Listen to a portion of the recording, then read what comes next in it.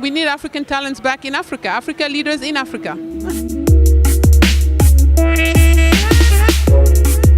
So I just left the Africa We Want panel. It was like super intense.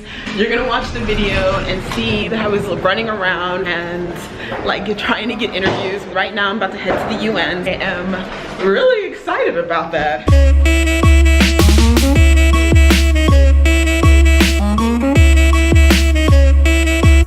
I popped up at the UN conference this year. They were talking about sustainable development goals, in particular climate change.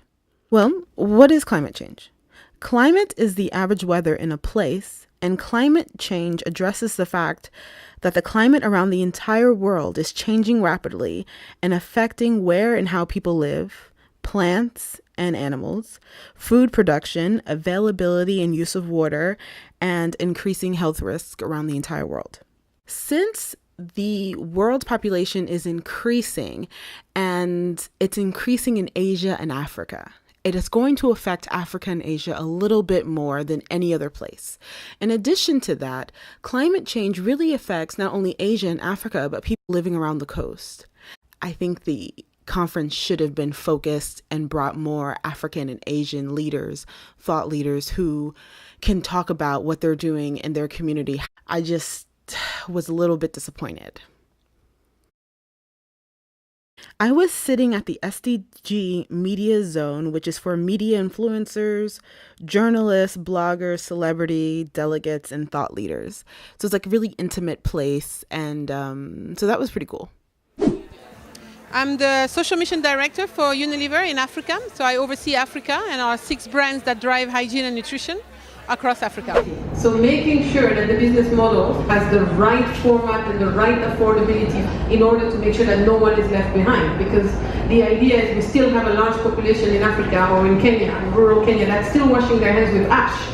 So I think there's many different ways. So number one, Unilever is a big employer and we're always looking for the best talents. So if you are one of the best talents, please apply. I think we've got a couple of programs around the Unilever Future Leaders program. For example, we recruit at the end of university and actually trains you for a couple of years before you can join management. So that for me is obviously the top of the top, but I think there's opportunities on internships and getting involved.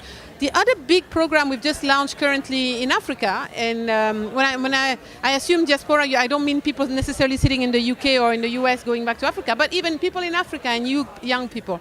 We've got a program that's called Heroes for Change, which is a crowdsourcing community mobilization program for students to volunteer their time, about 6 months to a year, so we increase their employability skills. I think the other thing that's quite interesting also is obviously not only Unilever, there's also a lot of opportunity for entrepreneurship back in Africa, and actually setting up your own business and developing your right model.